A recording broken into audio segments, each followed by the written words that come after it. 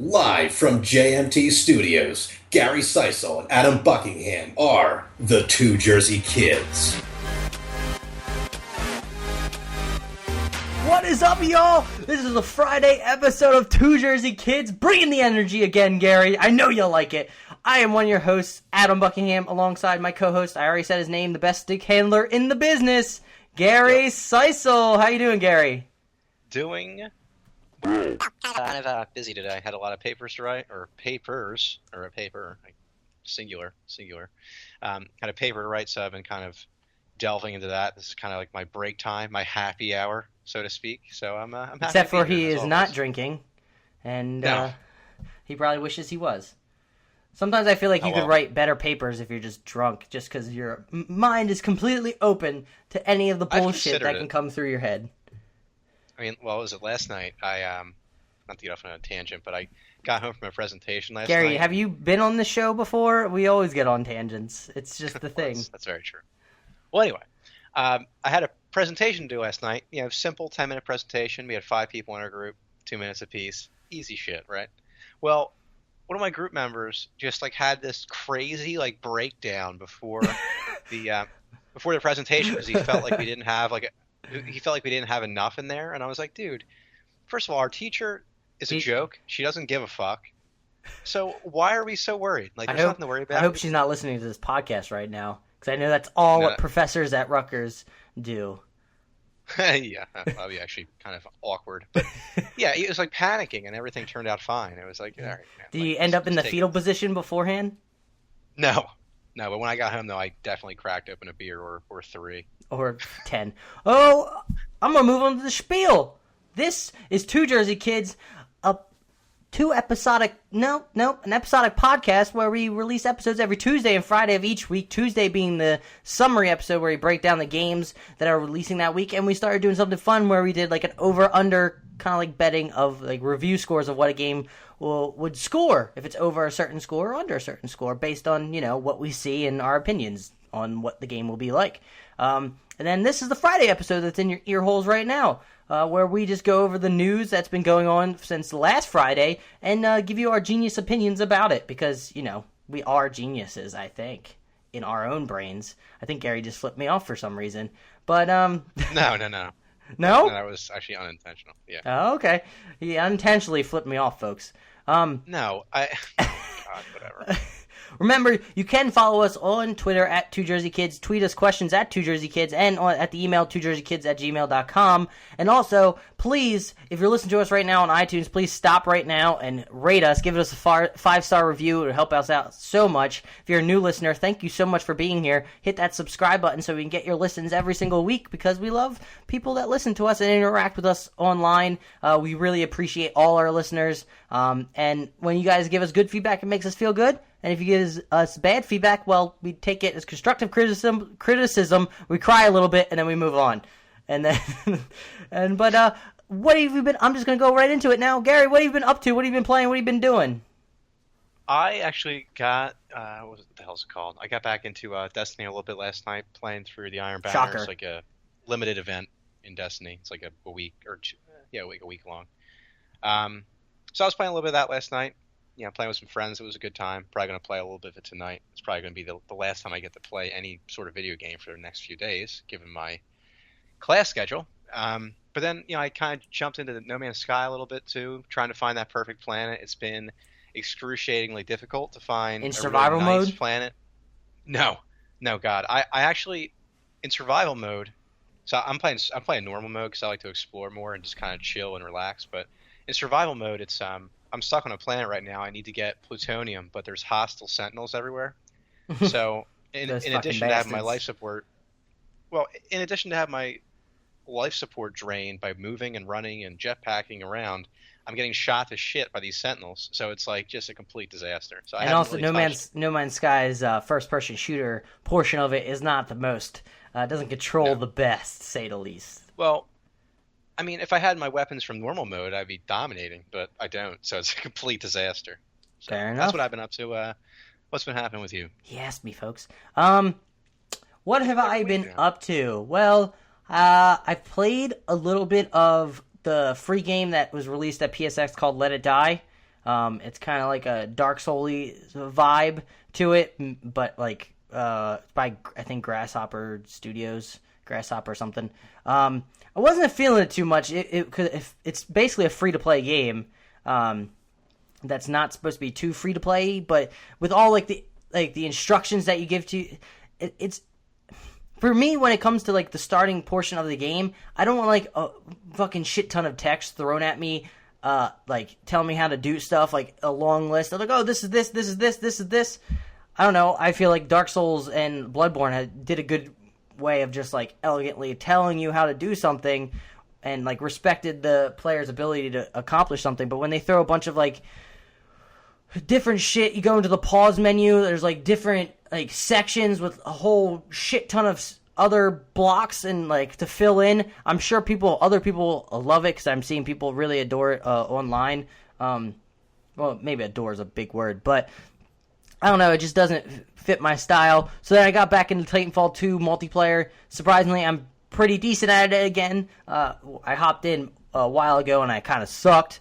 I'm now playing again, just pilots v pilots, and I'm doing pretty well. I've been enjoying it. And then I've been, since one of the sales, I think around Black Friday, had the Tales from the Borderlands, the first season, for like basically $1.50. I started downloading that, and I plan on playing it soon, because I hear great things, because it was in Game of the Year contention, so obviously it's going to be good, so I plan on playing that through whenever I have time. But the thing is, the time portion, it's kind of hard to find time to do things. But, yes, it is. Yeah. Shall we roll into it, G-Money? So fucking lately. All right. Moving on. Sony and PlayStation VR already rule VR market well ahead of Oculus Rift and HTC Vive. This was written by Sheriff Saeed over at Video Game 24/7. PlayStation VR may have took the longest to join the VR space, but it's already dominating everyone else. PlayStation VR launched only in October after a couple of delays and lengthy prototype phase. Despite this, it's already the VR headset with the biggest market share, as reported by VentureBeat. Sony's current market share is estimated at around 30%, followed by 11% for Oculus Rift and 6% for HTC Vive. The data estimates are part of analysis done by O1 Consulting, a market research company that's been recording data for, quote, the past few months, end quote.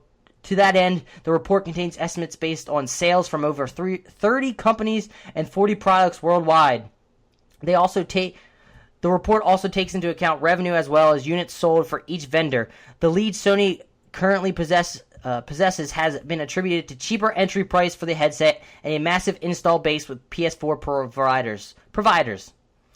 The install base PS4 provides. Man, I'm struggling right now. Surprisingly, cheaper options like the Google Cardboard have much less of a share at only 8% thanks to the smaller install base. And they give a breakdown of the rest of the market. That's pretty shocking, I guess, to say the least. Well, I mean, it says it in the article, so I kind of feel like I'm copying it now, but I thought of this before. Plagiarism? The article was read. It's because of the low price point for them that they're beating out these other competitors now. Where are they around? What's the actual price of? I think it's $499. Yeah, $499. As in comparison to a lot of the other more expensive options. Plus, it's a well-known brand name. People know what Sony's about. They know that they obviously make quality products, especially gaming products. So, I mean, I don't know if it's entirely too surprising that they're dominating the market right now. Plus, yeah, I mean, they get to capitalize on. They can see the areas that Oculus Rift or whoever else, what HTC Vive maybe struggled in, and also, kind of work out those issues before it happens to them or whatever. So. One of the things I had mentioned already, the install base, that people mostly already have PS4 and all you need is this additional hardware to it. But if you don't have like a high-end PC, you can't run the Oculus Rift or HTC Vive. But also, additionally, I feel like name recognition alone, when people are jumping into this space and don't know too much about it, which I don't know who exactly is jumping into VR that is not like well up on the video game industry, but I feel like people may put more stock into Sony, who's known as a video game company, compared to HTC or Oculus Rift, even though Oculus Rift has been around for a while. But maybe that has something to do with it. I don't know. Maybe people are putting more stock into the name brand alone. Branding sells. I'm honestly interested to see if their market share continues to grow as the software, or as the product's out longer and more software is made for PSVR, if they continue to just take over and eliminate a lot of these competitors. I did hear a report, though, that's stating that they reduced their estimate of PSVRs sold pretty drastically from like 2 million to like 750,000, which I guess shows how slow it takes for the VR market to set in. Because this is a whole new, different type of gaming, and nobody has the capital yet to pay for these expensive rigs to then use and experience VR. Or maybe people right now just haven't played VR and don't understand it and just don't want to get into it quite yet. I don't know. Yeah, I mean, for me personally, like I've said this before, I just don't know if the virtual reality gaming can really match the console gaming right now in terms of like the depth that the console gaming offers. Like I've been critical of VR, I guess, throughout this entire podcast, but at the same time, like I said, I just think that the console gaming is just so much farther ahead of VR, and that's something that's holding back maybe a lot of hardcore gamers from actually like trying out VR. I feel like the hardcore gamers are the ones that will try it out. It's holding back the casual gamers that don't understand what VR is, and they're not up in the whole atmosphere that is gaming, the ecosystem, and don't understand what VR can bring and what different experiences. Because from listening to a podcast, Shuhei Yoshida says he's pretty excited about this because it feels like when they first originally made the PlayStation 1. And it feels like an all-new console in general. But I guess I'm going to move on. Gary had to leave, so he just got up and left. He's here, folks. He's here, but I can't see him anymore. But I'm going to move on. I hope he's listening. Spanish website says Square Enix PR cut off their review copies for giving out low scores, Jason Schreier of Kotaku writes. A Spanish gaming website says Square Enix will no longer send them review copies because they allegedly handed out lower than average review scores, including a 7.5 out of 10 for a recently released Final Fantasy 15. Ero Junes, whatever, I can Americanize it. Area Jogones, sure. A website based in Spain that says it's reached around 700,000 people per month said in a blog post last week that they heard about this decision from publisher Koch Media. Koch handles PR and marketing for Square Enix in several European countries, including Spain. After posting their review of Final Fantasy 15 last week, Area Jogones editor Juan Alberto Linares got a call from Koch representative who reportedly told him that Koch and Square will no longer send them review copies of the games. Quote, the PR told me that we had scored 1 point less than the current average of Metacritic and that this hurts their interests as a company, end quote, Linares told me, or told Jason Schreier in an email this week. Quote, I could not believe what he was saying. So when he asked for more explanations, he told me that we also almost always scored his games with lower scores than the other Spanish magazines and other Metacritic media, end quote, Linares said. Quote, we started talking about scores giving to other games of this brand, and they insist that we score their games lower than the other media, and this is not really true. If we score lower under their games, we hurt them,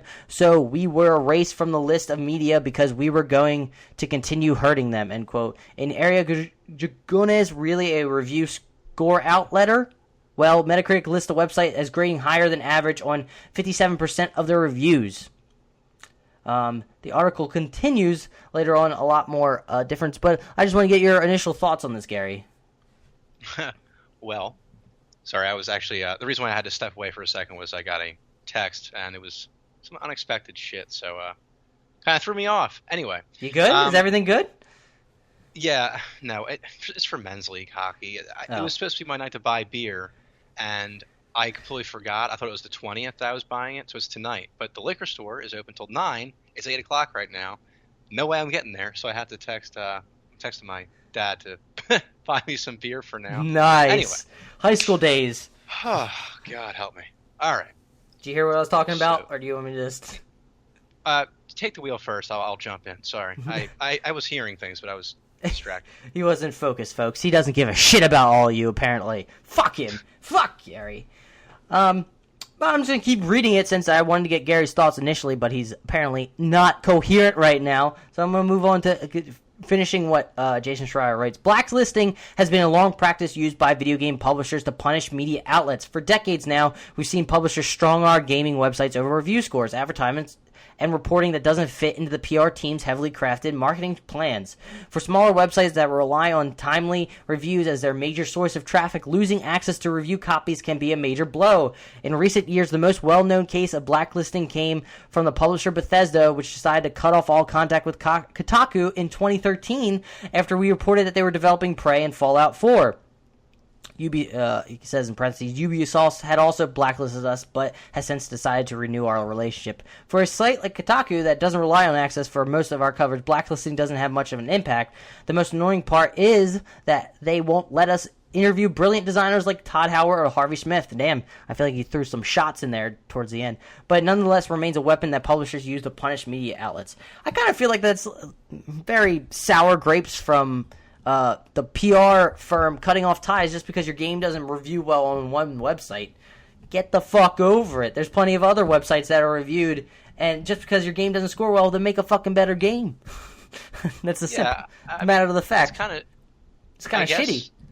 I mean, I'm assuming that they think that they're being reviewed unfairly, but I don't really know how that's the case. I mean, it's people want your game to do well typically, so it's not like these review sites are necessarily just going to go out of their way to bash your game for no reason. So I don't know. It's kind of a strange thing. Yeah, continuing with strange, another article over at Kotaku by Jason Schreier writes, Final Fantasy 15 patch will add more story and improve Chapter 13. He starts by writing, why buy games on day one anymore? A newly planned set of updates for Final Fantasy 15 won't just fix bugs, they'll add story cutscenes and improve the game's slow-paced 13th chapter by adding more powers to Noctis' repertoire. Don't even know what that means because I've never played the game. Quote, we want you to enjoy Final Fantasy 15 for a long time to come, end quote, writes director Hajime Tabata on Square Enix blog today. Quote, we have been listening to your ideas on how to make the game experience even better, and so, in addition to the previously announced content, we'll be providing free updates to the game throughout the coming year, end quote. Tabata continues, quote, our early plans are to enrich certain aspects of the game, adding gameplay enhancements for Chapter 13, buffing ring magic, etc. We'll have the specifics of what and when for you at a later date. After that, we're hoping to delve deeper into the story, adding scenes that will give you new insight into character motivations, such as why Ravis walked the path he did, why we need a little time with these, as they'll need to be localized and voiced in other languages, but we'll let you know the details once everything is set. For the long term, we are looking at making certain key characters playable and even considering the possibility of customizing avatars in addition to other features over time.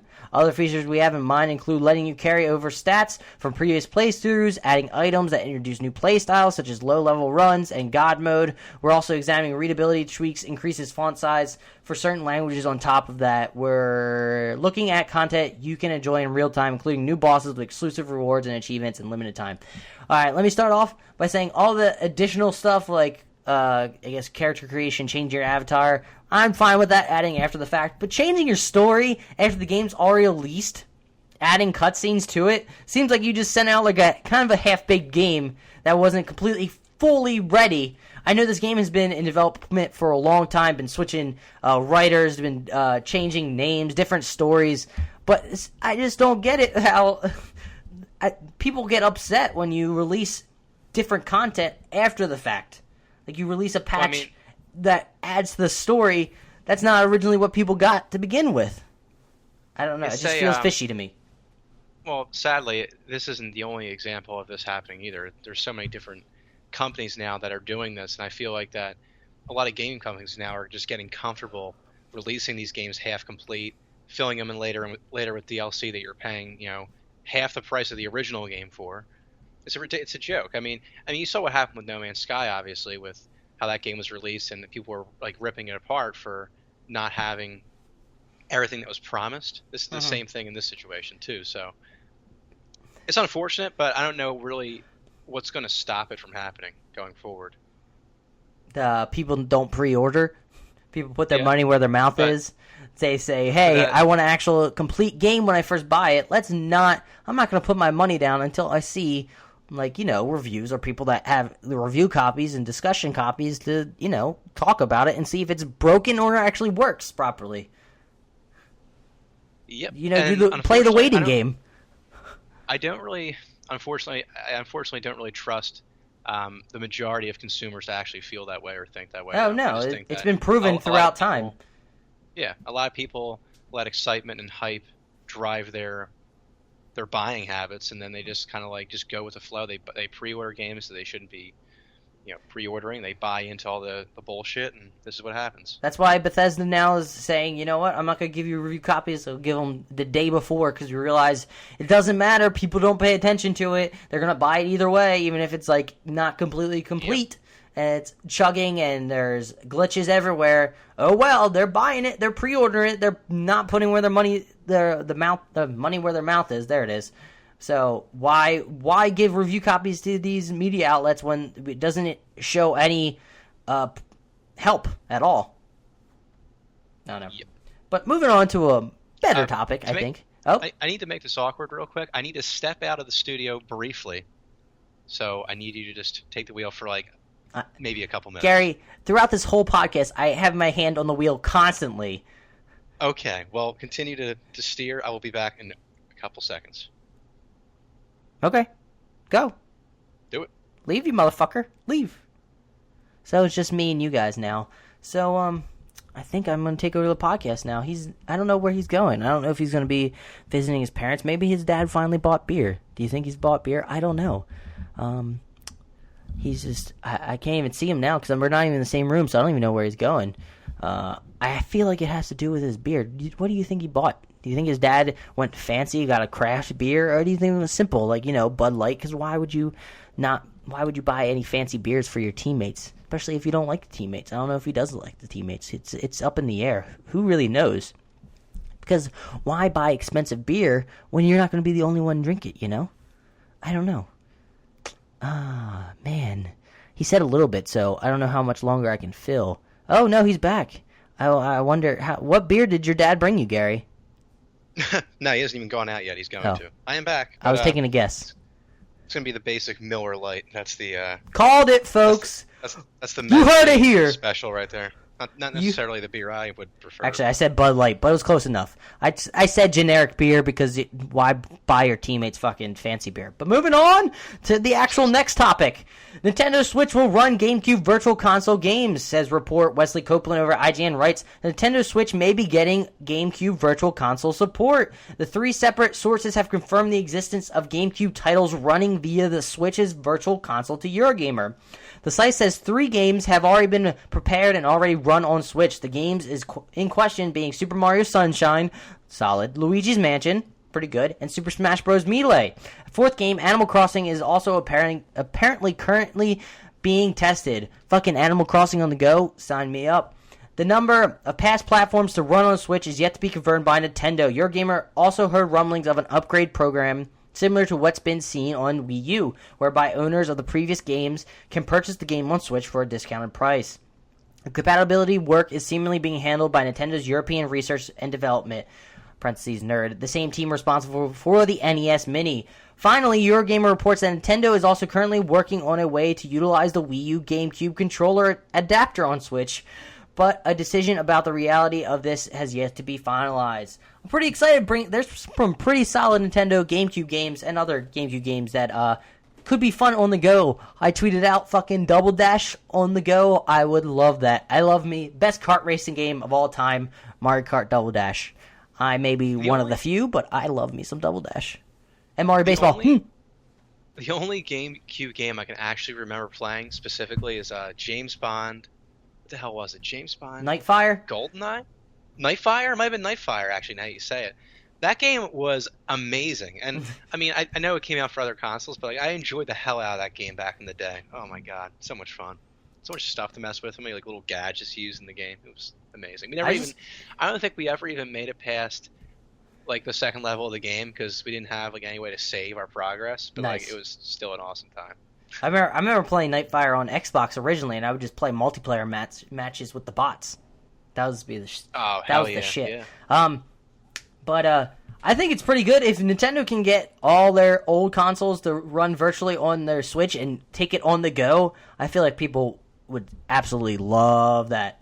And I've already mentioned my piece with Switch having both sides of like the handheld portion of Nintendo and the console portion of Nintendo focusing on creating software games for this one console. So now they have their focus on one area. So I feel like the Switch could be doing really well. What also may do really well is Super Mario Run. According over at TechCrunch, Daryl Etherden writes, Super Mario Run's first month revenue projected at over $70 million. Nintendo is putting Super Mario Run out for everyone on December 15th, which is just short week away. The new mobile game is the iconic plumber's first official outing on iOS or Android, and is likely to be a big win for Nintendo, even as a free release with in-app purchase as its primary sales model. Played might not pay anything up front for... I think that's supposed to be players. Might not pay anything... Proofread your fucking article, please. Players might not pay anything up front for Super Mario Run and some initial play through experience, but they will need to spend $9.99 to unlock the full game, which is fine by me. And that could create a lot of early revenue opportunities. Sensor Tower has been working out what its initial revenue picture might look like and are projecting a respectable $71 million in gross revenue for its first month on the App Store, which is not a success on the scale of Pokemon Go or Clash Royale, but which puts Super Mario Run solidly among the top 3 all-time performers in the mobile gaming, provided it proves accurate. I feel like this game could be huge because it's one, everyone knows Mario, and I know Nintendo they barely put out any shitty game, and they handle all their IPs with care. So I feel like this is going to be a really intuitive, easy game to play. And I remember seeing it on, they were showing it on Jimmy Fallon the other night, and he was enjoying it. Not to mention, too, that it's going to be the first game of its type, so the first Mario game on an iOS or like a smartphone system. So you know for a fact that it's going to be, there's a lot of people out there who probably want a Mario game, have been wanting that for a long time, so now they're finally getting that demand satisfied. So I think that's, like you said, it's going to do very well. I mean, I'm looking at the graph right now, and it says that their overall revenue projected first month is going to be, $71 million, and that's in third among, all those apps? All those gaming apps? So that's pretty impressive, to say the least. Interesting to see if they maybe can make a run at Pokemon Go, but that might be a little difficult. Oh, no! I was trying for the next article, go onto the website, the Golden Karcher website, because I forgot to mention them last week, and I want to do this week, but it's locked! I don't know how to... What? I don't understand this! Why'd you do this? I guess they're trying to do a final makeover of the website, which is kind of upsetting, because I was going to read an article about a game called Plague Road that was just kickstarted, But speaking of the Switch or Nintendo and Jimmy Fallon that I mentioned, did you see that Jimmy Fallon, they unveiled the Switch on the Tonight Show with Jimmy Fallon? I'm not much of a late night show guy, so no. You just look at the fucking YouTube video, babe. I could. Gary. I could. Gary is my babe, just so you guys know. Baby, looking good. But don't. Wow, that was such a disapproving sigh. You're like, why the fuck am I here right now? What is life? Why am I here? But yeah, it looked really good on the Jimmy Fallon stage. It looked like an appropriate size. It kind of was like really shockingly thin. When he was holding it in his hands, he was able to take it out, and looked like he was playing Zelda, and it went pretty smoothly.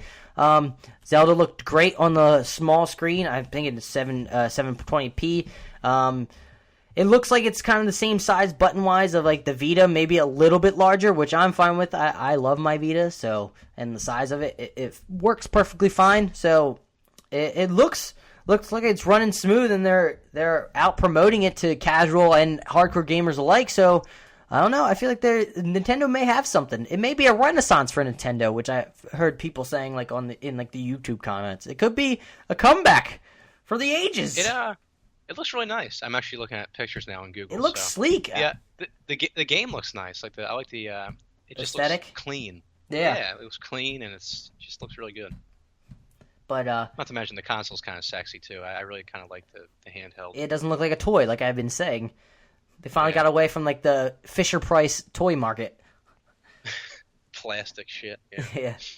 But let's get into. There was another thing that happened over the weekend that we wanted to talk about earlier this week, but we couldn't because we were trying to save it for Friday, which was kind of frustrating, this Friday episode. But PSX happened over the weekend. The conference announced so many different things. If you're going into that conference, I feel like everybody enjoyed it because there's two off the bat that were announced that people loved, and then in between, it catered to all types of gamers that were interested. So I'm going to run down the things that were announced and quickly the games that were announced, starting off with Uncharted The Lost Legacy. Then it went into Marvel vs. Capcom Infinite, release scheduled for 2017. Ultimate Marvel vs. Capcom 3 is now available for PS4. I think originally they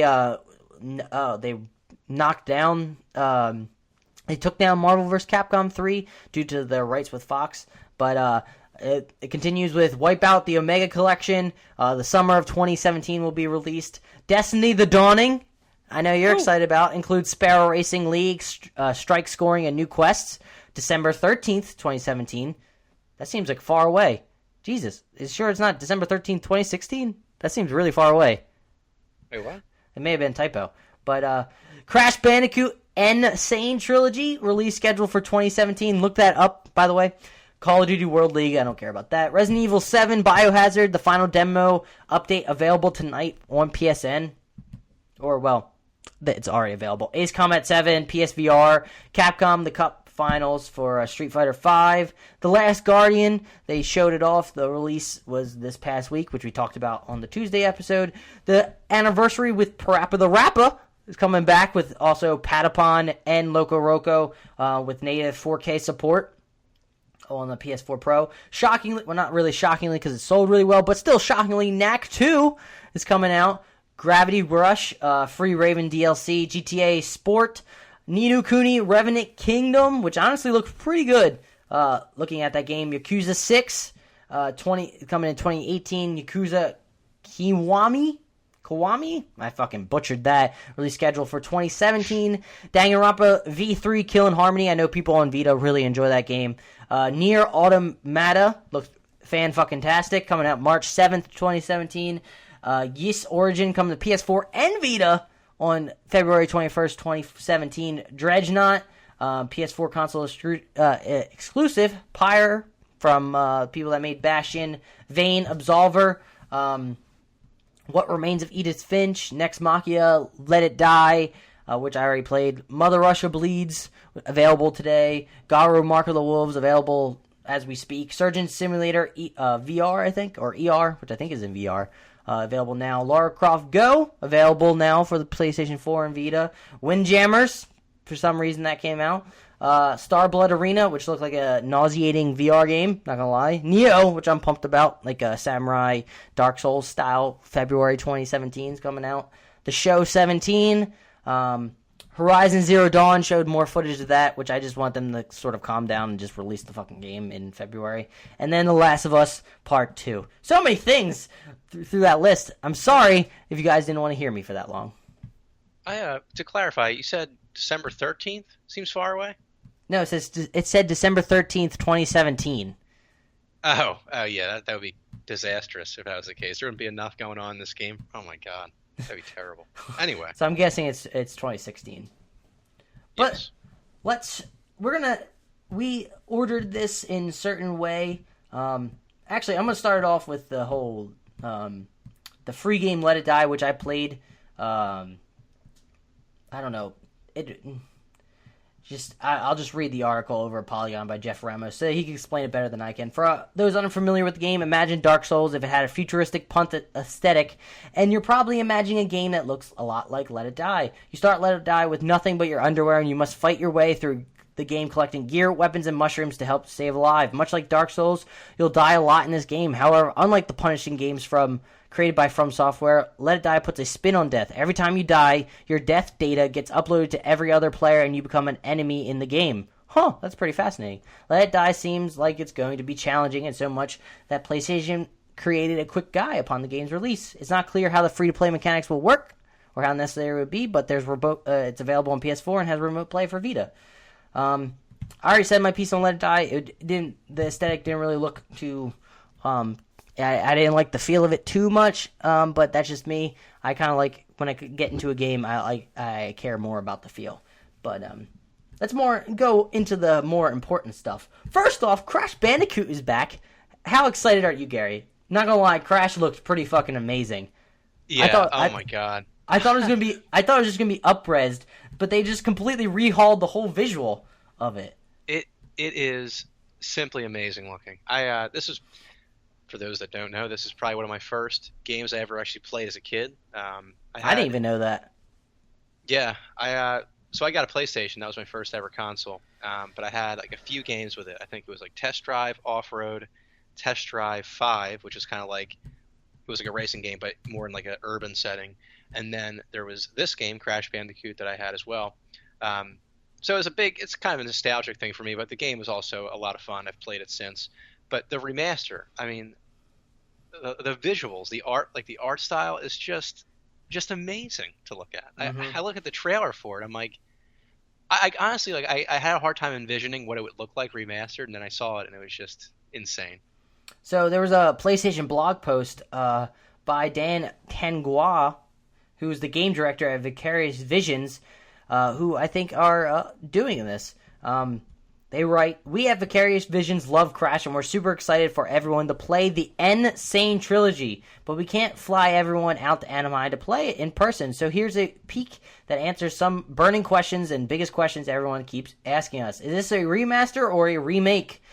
The answer is not simple. It's practically impossible to make a traditional remaster of the original Naughty Dog games. They're roughly 20 years old, and technology has advanced significantly in the time. The original code and assets are nearly unusable. Nearly. Well, we don't consider this a remake. We know how much you all love the original games, so we didn't want to fully remake them. The N-Sane Trilogy is a remaster plus. The first step in our remaster plus was to truly understand what made Naughty Dog games special, and why fans still love them to this day. The best way to understand the game is to play it, and boy, did we play the Crash games. We played them. I'm going to just move on. Here are some of the in-progress examples of what to expect. Rebuilt levels based on the original geometry.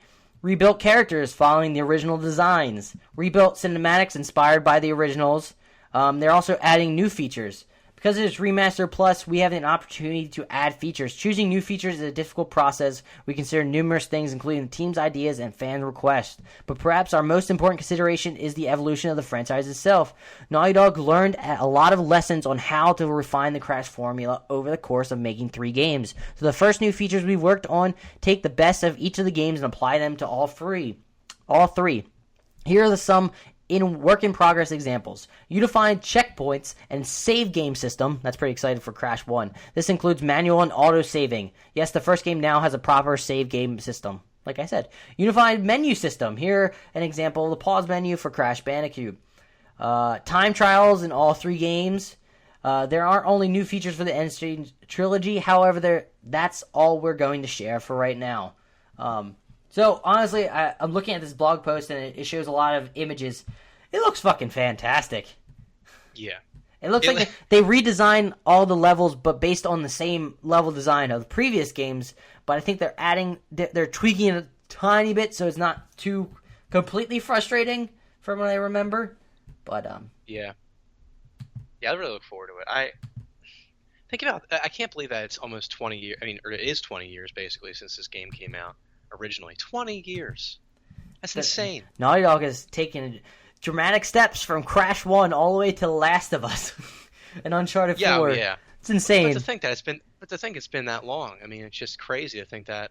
I remember when I was younger, I was like, I won't be playing video games. Like, I wonder if I'll be playing video games like 10 years from now, 20 years from now. And it's like, all of a sudden I'm here and I'm still playing this game. I'm going to be playing this game again as a remaster. It's crazy.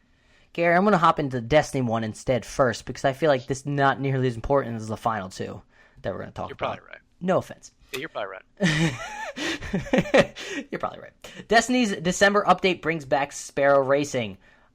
Michael McWhorter over at Polygon writes. Now, I said that is not as important, but I'm sure it's important for Gary, because Gary loves Destiny. I don't want to criticize him for being a Destiny piece of shit, because he plays Destiny all the time. That wasn't creative for me at all. I was trying to think of like a creative insult with relating Destiny, but I could not fucking think of it. You're a Destiny child, man. Nailed it. High five. Christ. That's why people come here. Do you want me to explain this update in layman's terms? Yeah, you explain it. I can read the article if you want, but you explain it. I'm tired of talking. My throat hurts. Yeah, the articles. It's unnecessary, really. Okay, so anyway, The Dawning is coming out for Destiny. It's kind of a new boost of content, as we all know. Any Destiny fan knows anyway. The content is kind of, thin right now after the Rise of Iron release. So this is kind of a fill-in. So anyway, Sparrow League is coming back with like new tracks, new sparrows. To people that don't know Destiny, sparrows like your in-game transportation. Come on, Gary. Racing come back. Get excited. This is Destiny, man. I want to feel the passion come through the mic. Show it. Give it to me, baby. So anyway, there's new armor coming out, new weapons, emblems, shaders. Better. Shaders are basically change the colors of your characters, that sort of thing. Icebreaker's returning. It's an exotic sniper rifle. I don't really know how much it's going to matter because the gun is kind of useless now. Just saying. New strikes coming back, or new strikes are. Well, actually, let me rephrase. Old strikes are being brought forward, and they're going to be called new strikes.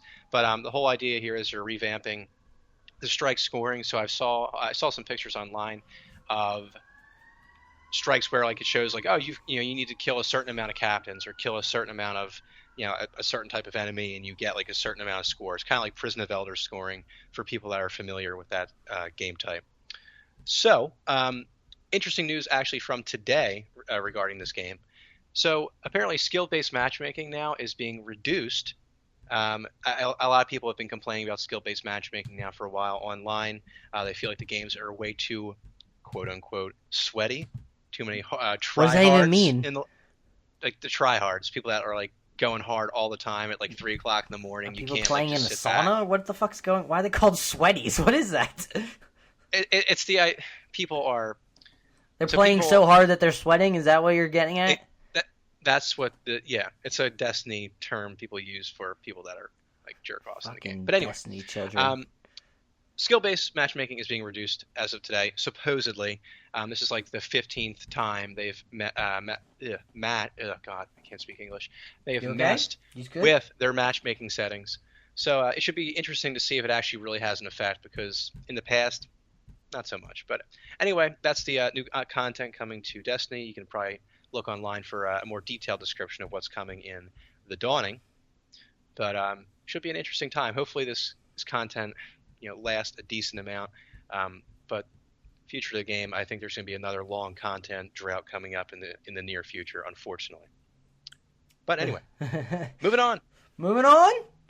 Knack 2 was released. I felt like that was pretty ballsy of them to mention that Knack 2 is coming out at the PlayStation conference, because I don't know if people really were into Knack 1 so much. It was like it was a launch title. It sold pretty well, probably because it was a launch title, so I figured they'd give it another shot. I don't know. I feel like, from what I was seeing, I feel like this one, it has to be better. I feel like it has to be better. I feel like they're going to get it right, nail it down, and maybe they'll have like a future, like younger kid mascot for PlayStation, like Sackboy was. What's this game called? Knack? Knack? You never heard of Knack, the original launch title? It's probably good. You shouldn't play it. I didn't play it either because I heard really awful things. It didn't run well. But moving on. So opening. I can't just. Chris Pereira over GameSpot writes. So what was opening PlayStation Experience keynote was Naughty Dog's revealed a new standalone Uncharted game called Uncharted Lost Legacy. The reveal came as a surprise at the end of a 10-minute gameplay demo. We see a woman later shown to be Chloe Fraser walk through an alleyway of what resembles a Middle Eastern city. She is accosted by a group of military men, but is ultimately left to continue on her way. She sneaks her way towards a meeting with someone she's exchanging text messages with, taking cover and picking locks to infiltrate buildings. After making it to the roof, she gets into a fight with several guards, only to be saved by a mysterious woman who turns out to be Uncharted's Nadine Ross. Naughty Dog subsequently described this on Twitter as a, quote, new Uncharted game, end quote, that takes the form of a, quote, new standalone story chapter, end quote, which, this is me now talking. When it comes to Naughty Dog, their chapters, if it's a standalone chapter, I'm thinking it's going to be more like is it called Left Behind for The Last of Us, where it's like a 90 minute to 2 hour standalone that you can buy separately for the Uncharted. And I'm pretty excited to get more of Chloe's story and see how Nadine comes into play with Chloe. Yeah, I was actually surprised to see. I wasn't surprised to see Chloe, but more Nadine, because like she was obviously in the last or in the Uncharted 4. You didn't really know much about her. Yeah. But an interesting combination of characters, and I wonder how they're going to incorporate the other characters as well, if they even will brush upon them at all, like Drake or any of the other core characters from their original games. I'm interested to see how that unfolds. Yeah, but I'm sure that should be interesting. Indeed, but as always, I think they're going to do a great job with this because it's Naughty Dog and it's also Uncharted. So I'm looking forward to it.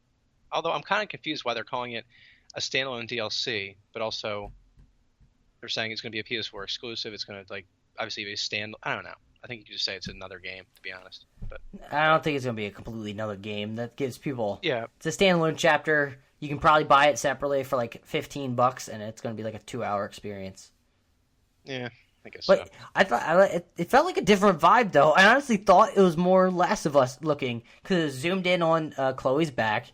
It had like a kind of like dystopian kind of look to it, because they're, I guess, she was in a crappy city or like a militarily run city. So it looked kind of... I got Last of Us vibes when I first saw it, honestly.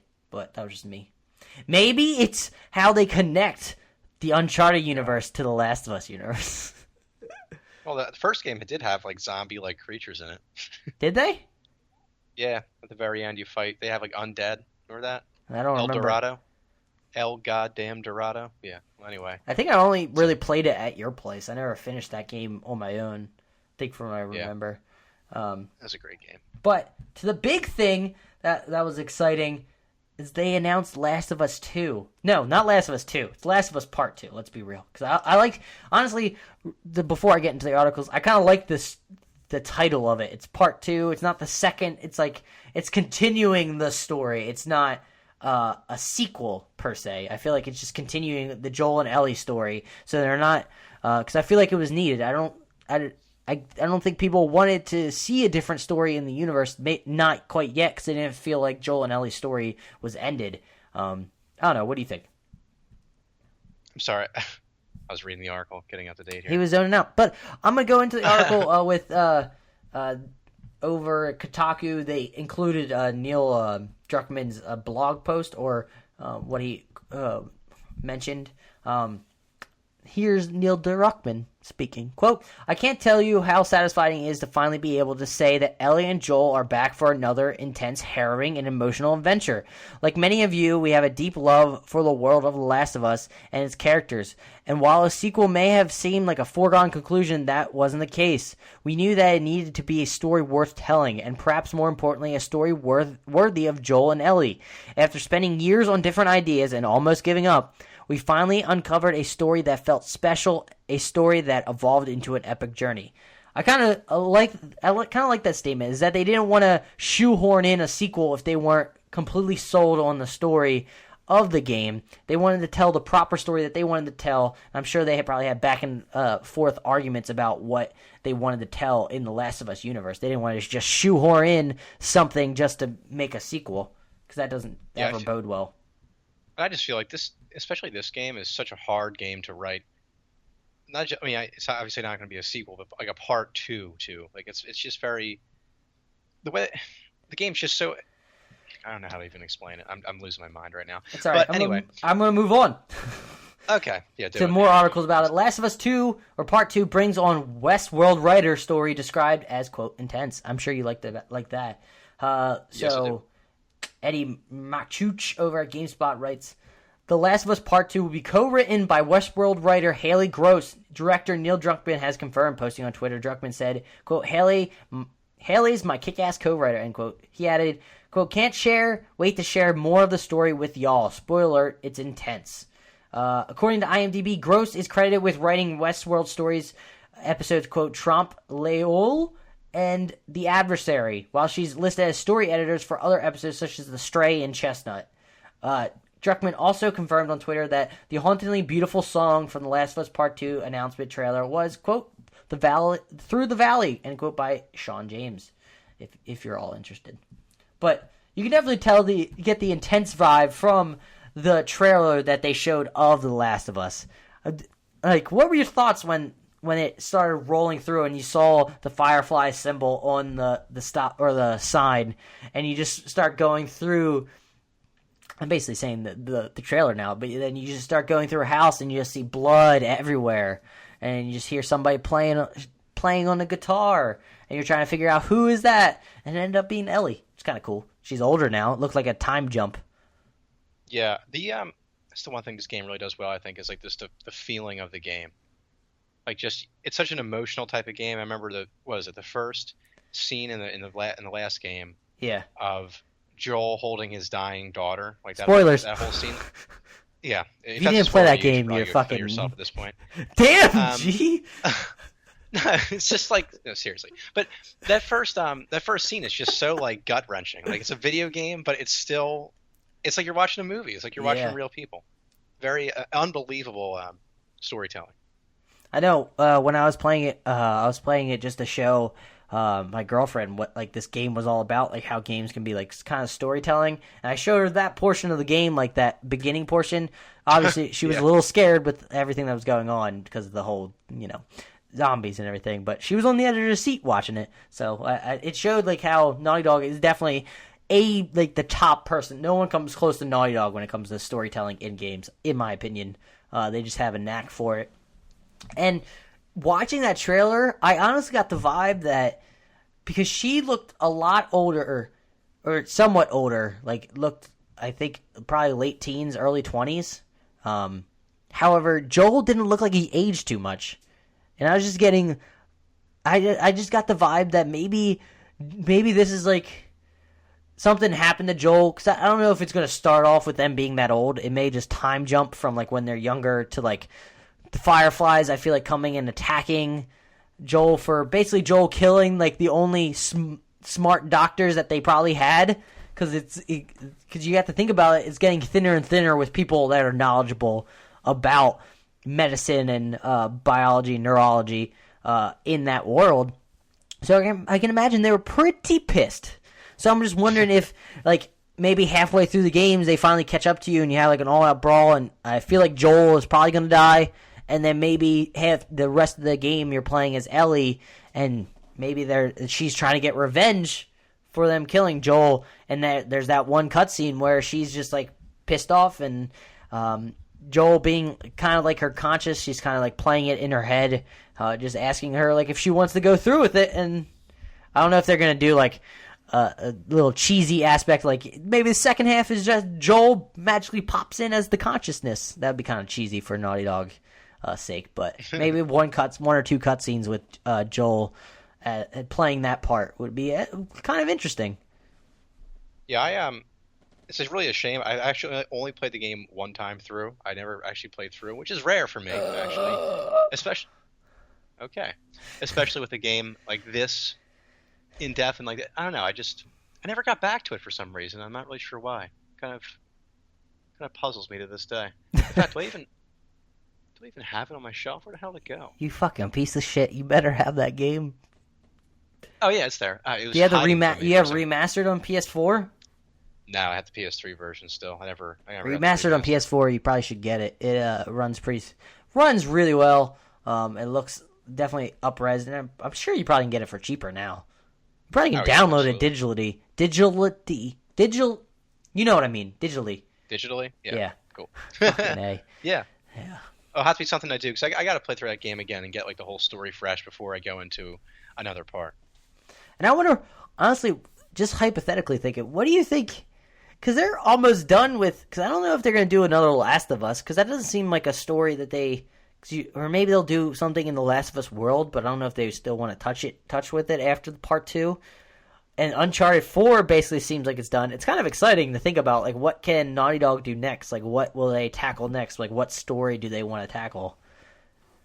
Yeah, I mean, The Last of Us, I think Uncharted's easier to create new stories for than The Last of Us in some ways, because like The Last of Us, you had like obviously such iconic characters in Joel and Ellie, and now I don't know. I just don't know where like other direction you could go without those characters. Like with Uncharted, you're seeing now like, I mean, granted Drake was an amazing character in his own right, but they're bringing in, they have like his sidekicks now going off and doing different adventures. But Like, I don't think Naughty Dog's going to do another Uncharted for a while. No, I feel like PlayStation may either. hand it off to a different studio to keep Uncharted going, just because that's such a I hope not. large. I hope not. I just feel like that's such a, like a well-known PlayStation title. I feel like they wouldn't let it go. They may let it breathe for like years, but I feel like they're still going to bring it back eventually. Well, I mean, if they're gonna bring it back, I mean, I really would hope that Naughty Dog would be the studio to do it. Yeah. I would definitely. I mean, like you said, definitely give it time, though. I mean, yeah. I believe in whatever Naughty Dog does, and they tell me a story. They say they're going to tell me a story about some guy using the restroom. I'm going to believe it's one fucking amazing story about a guy trying to find the restroom. That is how much faith I have in Naughty Dog. They have not proven me wrong or let me down for a while. I remember texting you a while ago, saying like, would it be like a crazy like shocker if Naughty Dog ever releases like a game that's like an 8 that's good, but it's not like a masterpiece like they've been releasing lately. Just like bang, bang, bang, bang. Uncharted, like what? Uncharted 1, 2, 3, then The Last of Us, and then Uncharted 4 have all been like out of the park. Home runs. I feel like they found their groove in the type of storytelling that they have. I just can't imagine having to make new games as the studio. Like, how do you continually like up the ante? How do you keep so much pressure? Games? My God.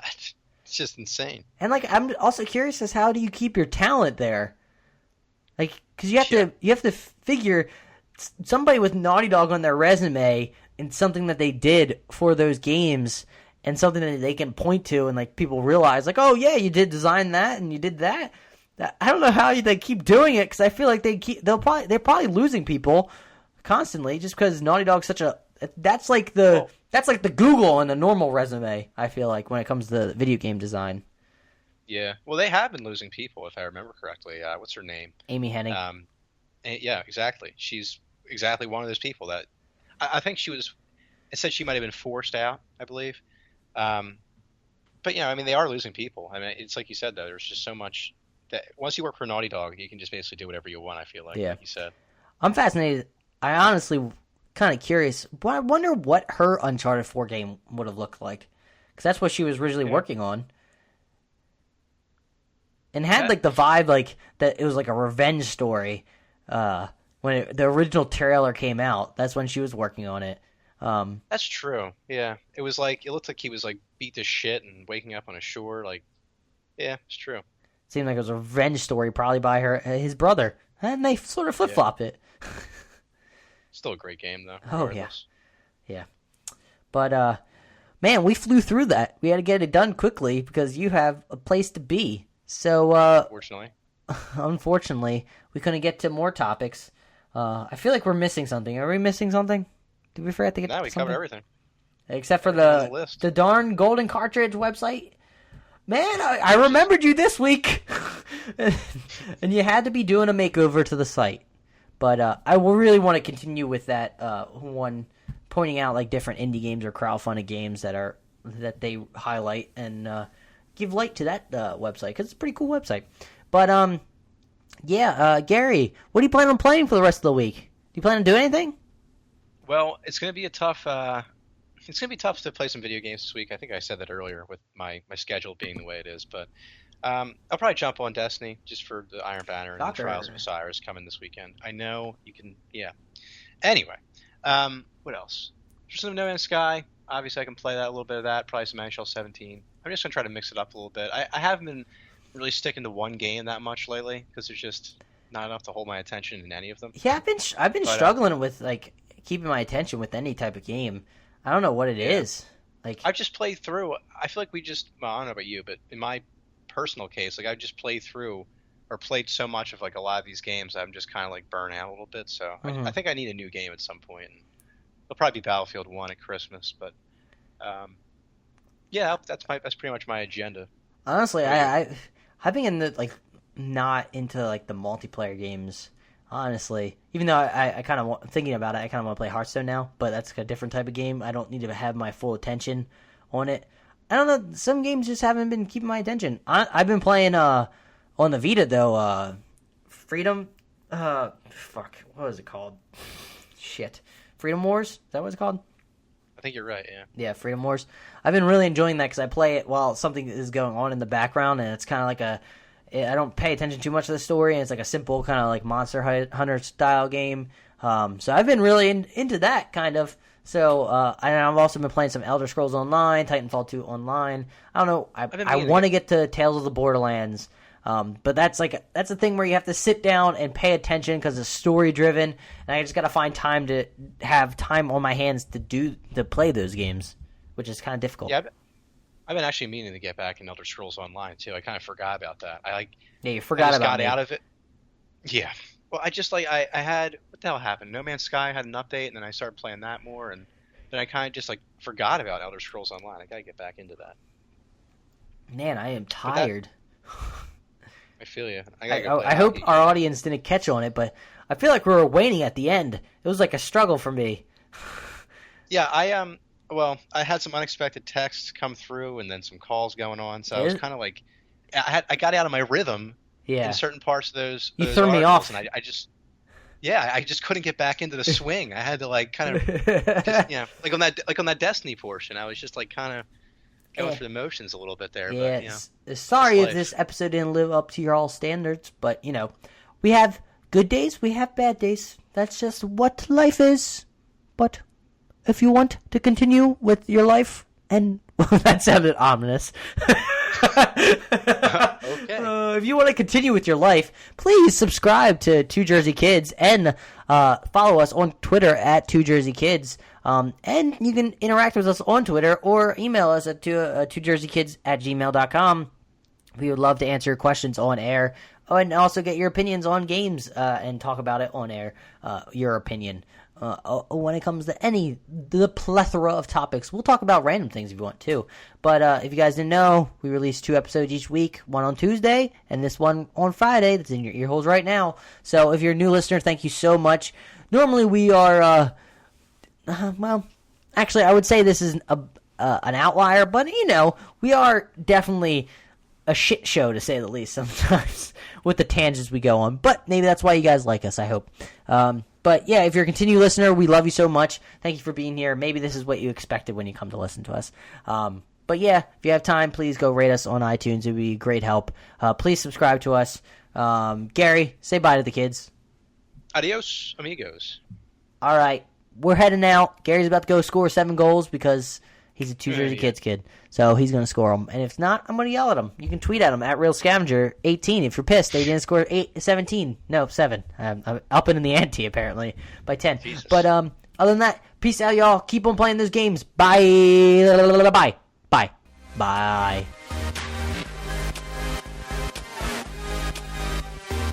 Thanks for watching. Gary and Adam have left the building.